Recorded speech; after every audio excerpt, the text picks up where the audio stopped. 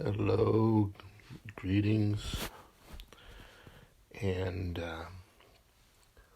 welcome, listeners, wherever you may be in time and in space.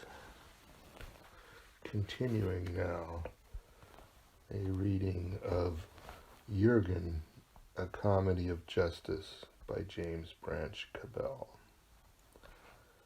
First published in 1919. This is Chapter 8, Old Toys and a New Shadow. Jurgen had behaved with conspicuous nobility.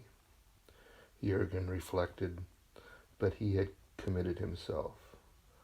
I go in search of my dear wife, he had stated, in the exaltation of virtuous sentiments. And now Jurgen found himself alone in a world of moonlight, just where he had last seen his wife. Well, well, he said, now that my Wednesday is done with, and I am again a reputable pawnbroker, let us remember the advisability of sometimes doing the manly thing. It was into this cave that Lisa went, so into this cave go I, for the second time, rather than home to my unsympathetic relatives-in-law. Or at heart, I think I am going. I, said a squeaking voice. This is the time. Ab her hus. High time. Oh, more than time. Look, the man in the oak. Oh ho, the fire drake. And thus many voices screeched and wailed confusedly, but Jurgen, staring about him, could see nobody, and all the tiny voices seemed to come from far overhead, where nothing was visible save the clouds, which of a sudden were gathering, for a wind was rising, and already the moon was overcast. Now for a while that noise high in the air became like a wrangling of sparrows, wherein no words were distinguishable. Then said a small shrill voice distinctly, Note now, sweethearts, how high we pass over the wind-vexed heath, where the gallows burden creaks and groans, swaying to and fro in the night. Now the rain breaks loose as a hawk from the fowler, and grave Queen Holda draws her tresses over the moon's bright shield. Now the bed is made and the water drawn, and we, the bridge's maids, seek for the lass who will be birds to schlag, who will be bride to schlag.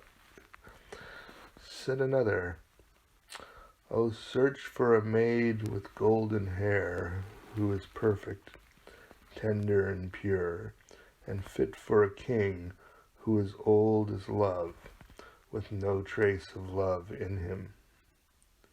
Even now our grinning, dusty master wakes from sleep, and his yellow fingers shake to think of her flower-soft lips, who comes tonight to his lank embrace, and warms the ribs that our eyes have seen. Who will be bride to schlag? Then a third said, The wedding gown we have brought with us, we that a questing ride, and a maid will go hence on Forgamon in Cleopatra's shroud. Ha! Will-o'-the-wisp will marry the couple. No, no, let Braccitus. No, be it Kit with the candlestick.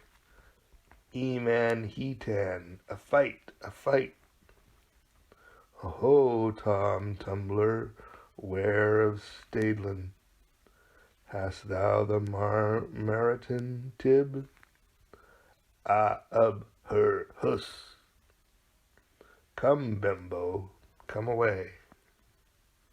So they all fell to screeching and whistling and wrangling high over Jurgen's head, and Jurgen was not pleased with his surroundings.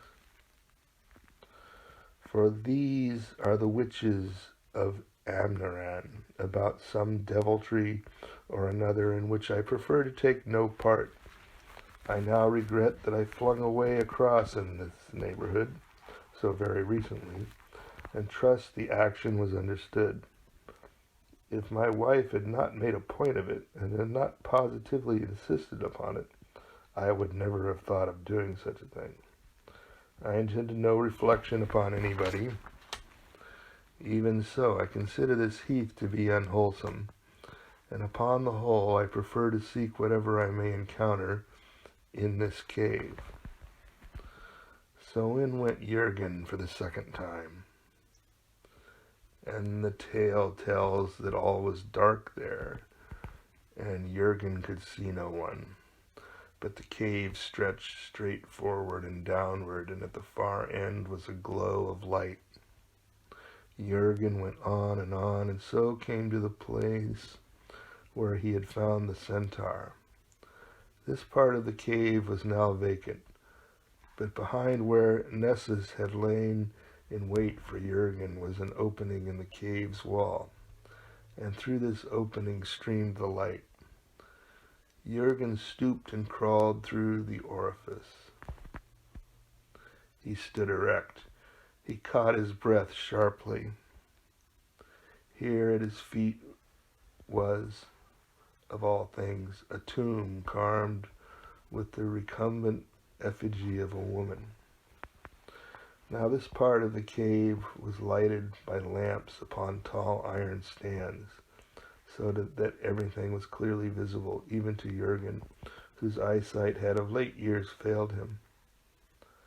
This was certainly a low, flat tombstone, such as Jurgen had seen in many churches, but the tinted effigy thereupon was curious somehow. Jurgen looked more closely. He touched the thing.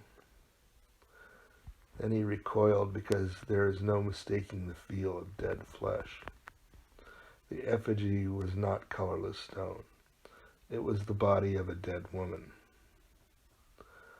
More unaccountable still, it was the body of Felice de Poussade, whom Jurgen had loved very long ago in Gaetan, a great many years before he set up in business as a pawnbroker. Very strange it was to Jurgen again to see her face. He had often wondered what had become of this large brown woman, had wondered if he were really the first man for whom she had put a deceit upon her husband, and had wondered what sort of person Madame Felice de Poussin had been in reality. 2 months it was that we played at intimacy. Was it not, Felice? You comprehend, my dear, I really remember very little about you. But I recall quite clearly the door left just ajar, and how, as I opened it gently, I would see first of all the lamp upon your dressing table, turned down almost to extinction, and the glowing dust upon its glass shade.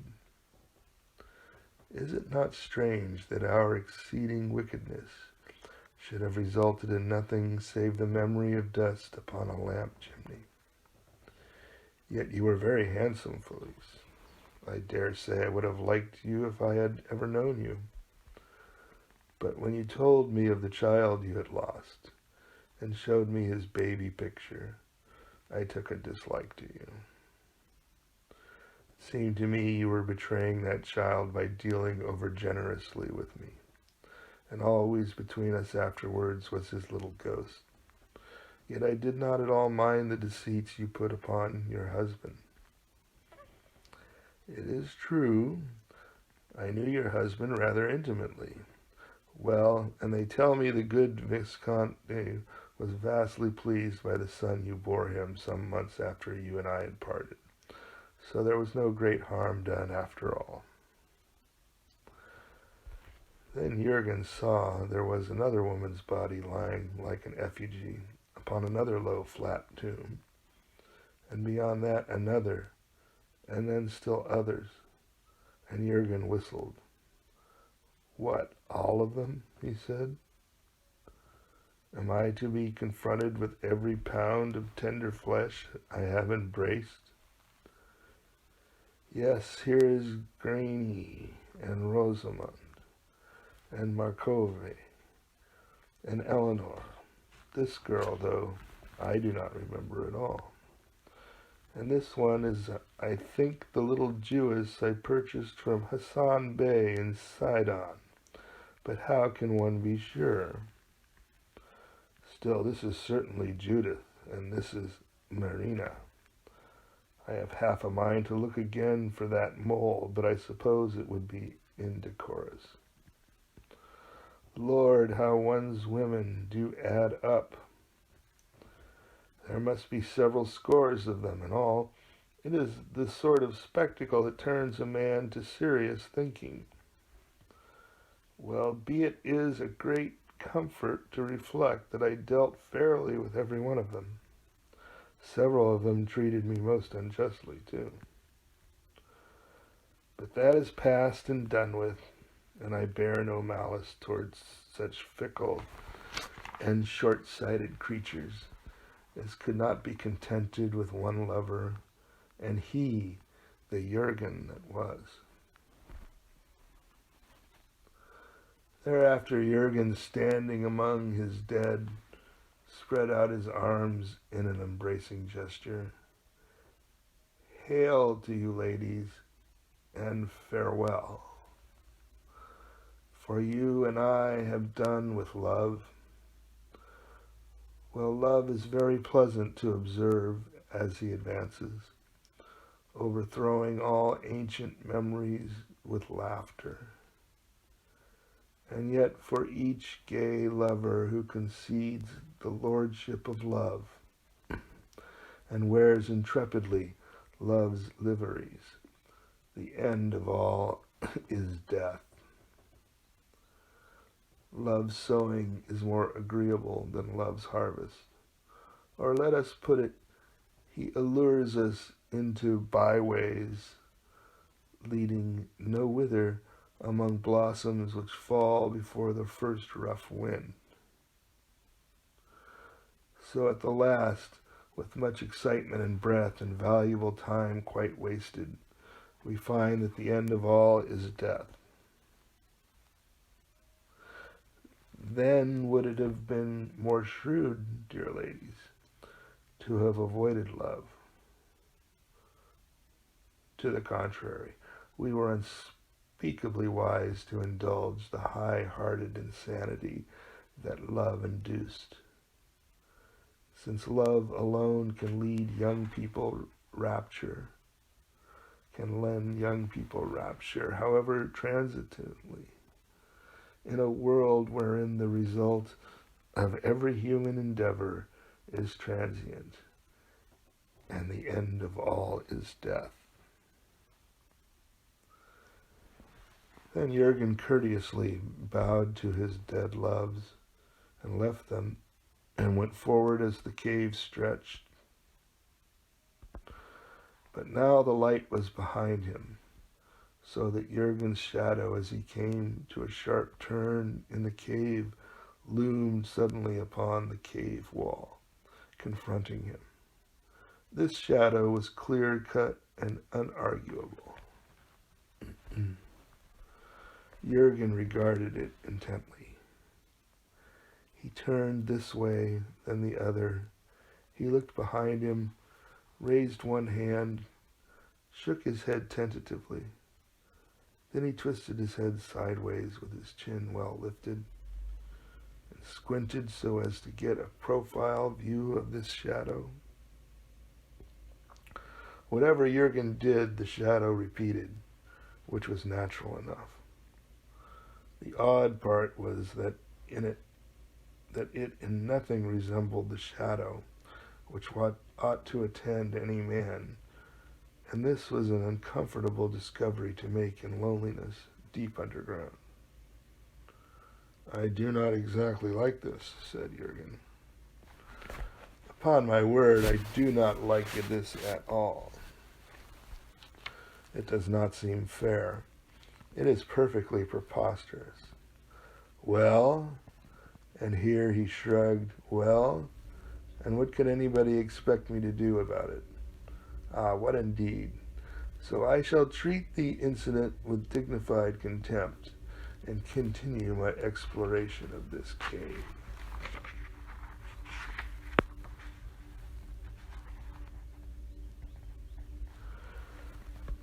Chapter 9. The Orthodox Rescue of Guinevere. Now the tale tells how the cave narrowed and again turned sharply, so that Jurgen came as through a corridor into quite another sort of underground chamber, yet this also was a discomfortable place. Here, suspended from the roof of the vault, was a kettle of quivering red flames. These lighted a very old and villainous-looking man in full armor, girded with a sword and crowned royally. He sat erect upon a throne, motionless, with staring eyes that saw nothing. Back of him, Jurgen noted many warriors seated in rows, and all staring at Jurgen with wide open eyes that saw nothing. The red flaming of the kettle was reflected in all these eyes, and to observe this was not pleasant. Jurgen waited noncommittally. Nothing happened. Then Jurgen saw that at this unengaging monarch's feet were 3 chests. The lids had been ripped from 2 of them, and these were filled with silver coins. Upon the middle chest, immediately before the king, sat a woman with her face resting against the knees of the glaring, withered, motionless old rascal. "And this is a young woman, obviously." Observe the glint of that thick coil of hair, the rich curve of the neck. Oh, clearly a tidbit fit to fight for against any moderate odds.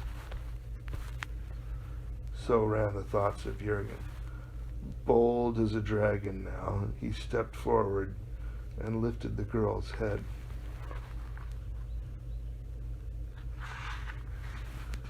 Her eyes were closed. She was, even so, the most beautiful creature Jurgen had ever imagined. She does not breathe, and yet, unless memory fails me, this is certainly a living woman in my arms. Evidently, this is a sleep induced by necromancy. Well, it is not for nothing I have read so many fairy tales. There are orthodoxies to be observed in the awakening of every enchanted princess. And Lisa, wherever she may be, poor dear, is nowhere in this neighborhood, because I hear nobody talking.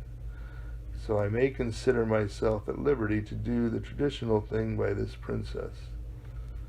Indeed, it is the only fair thing for me to do, and justice demands it. In consequence, Jurgen kissed the girl. Her lips parted and softened, and there assumed a not unpleasant sort of submissive ardor. Her eyes, enormous when seen thus closely, had languorously opened, had viewed him without wonder, and then the lids had fallen about halfway, just as Jurgen remembered the eyelids of a woman ought to do when she is being kissed properly. She clung a little, and now she shivered a little, but not with cold. Jurgen perfectly remembered that ecstatic shudder convulsing a woman's body. Everything, in fine, was quite as it should be. So Jurgen put an end to the kiss, which, as you may surmise, was a tolerably lengthy affair.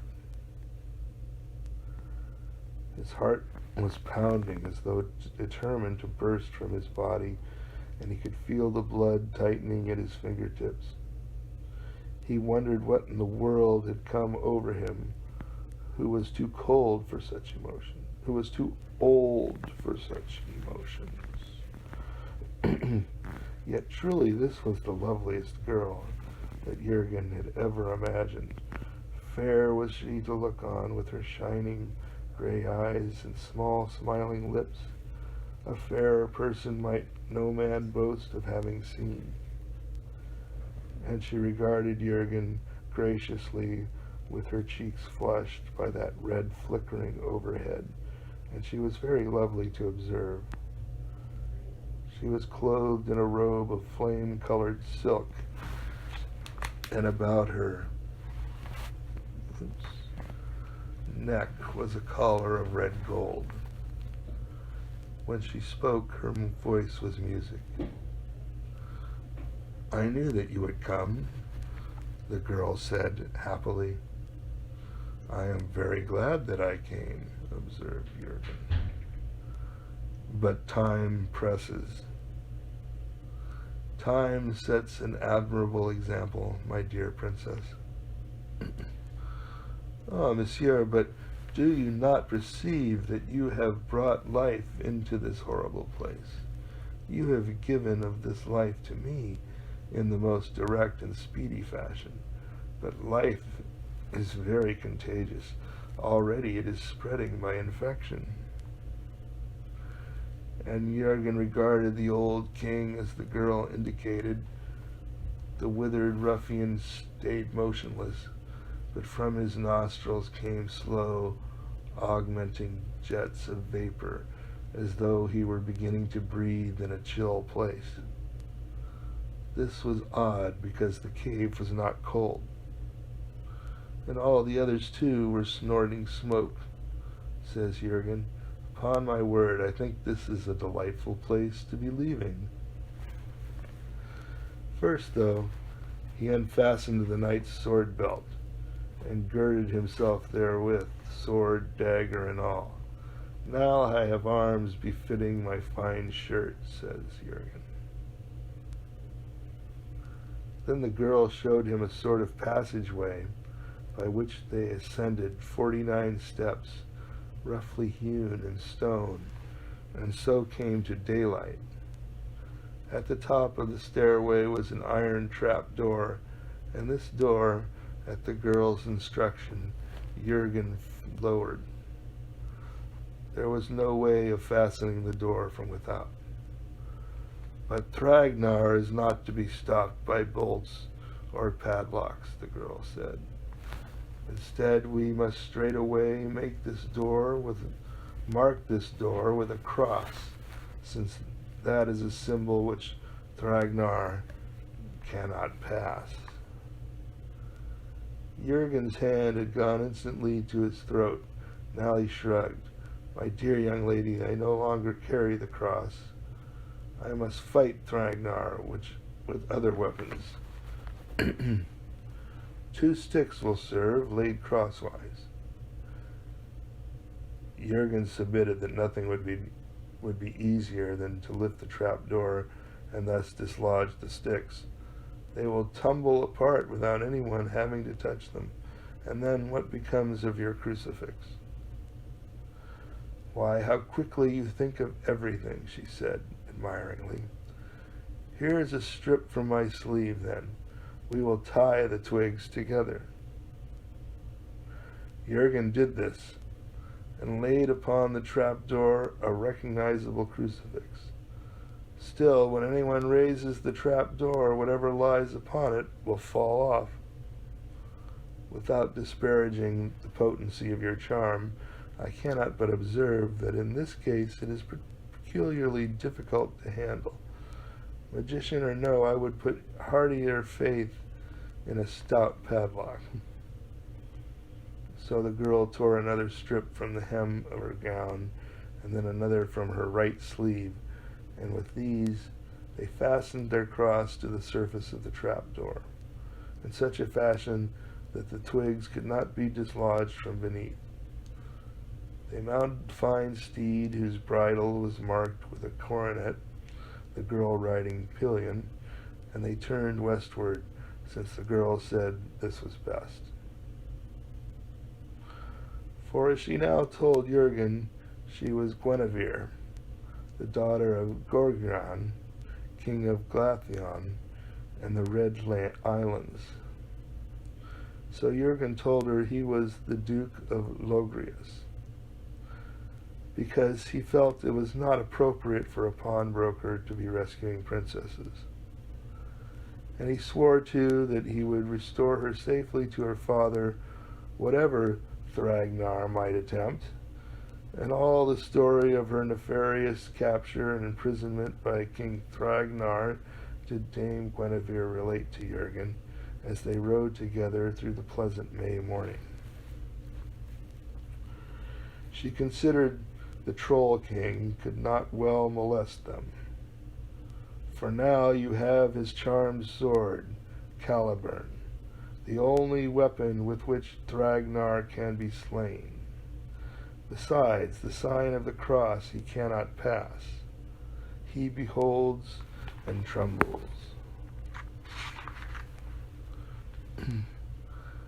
My dear princess, he has but to push up the trapdoor from beneath, and the cross being tied to the trapdoor is promptly moved out of his way.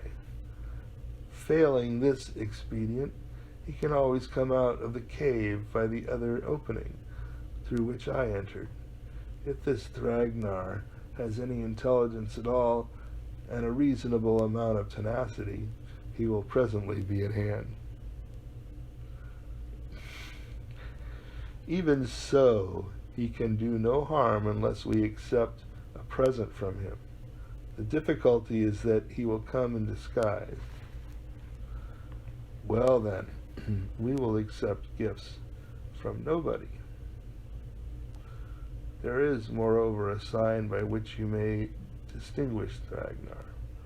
For if you deny what he says, he will promptly concede you are in the right. This was the curse put upon him by Miraman Lugor for a detection and a hindrance. By that unhuman trait, says Jurgen, Thragnar ought to be very easy to distinguish. All right. So rescued Guinevere and they're pursued by the Troll King. Pretty cool book. I'll be reading more of it before too long. This broadcast will be archived on YouTube, Roarshock channel.